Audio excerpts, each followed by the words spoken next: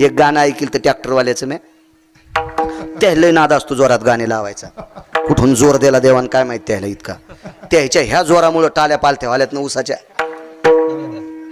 हो, जे गाणे मोठे लाईत नाही त्याची टाली पालथी होत नाही, त्याला ते नादात कळत ना. मी परवाला एका कारखान्यापाशी कीर्तन होतं, सांगितलं जो ट्रॅक्टरवाला शेतकऱ्याचा ऊस व्यवस्थित कारखान्यात नेईल त्या ट्रॅक्टरवाल्याच्या पिढीला तिसऱ्या पिढीत तहसीलदार जन्माला येईल,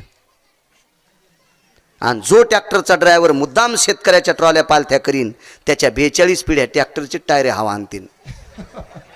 दोन्ही गोष्टी सांगितल्या आहे का नाही. रात्री बेरात्री पसापसा पाणी घालते, उंचू काढा सरप याचा विचार न करता, रात्र दिवस याचा विचार न करता 12, 13, 14, 15 फूट वाढलेल्या ऊसामध्ये जीवाचं रान करून तो शेतकरी राजा तिथं आपलं जीवन मातीत घालतोय. त्याचा ऊस का पांढरा, ज्याचं रस्त्यावर दुकान आहे असं एकच दुकान आहे त्याचं नाव शेतकरी राजा. त्याच्या विरोधात कोणीच नाही गेलं पाहिजे, कोणीच नाही गेलं पाहिजे. कारण माझ्या अंतकरणातला नव्हे पुराणाच्या अंतकरणात 4 देव आहेत.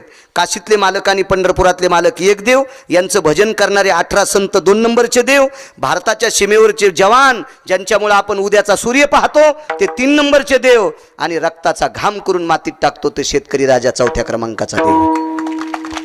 हो.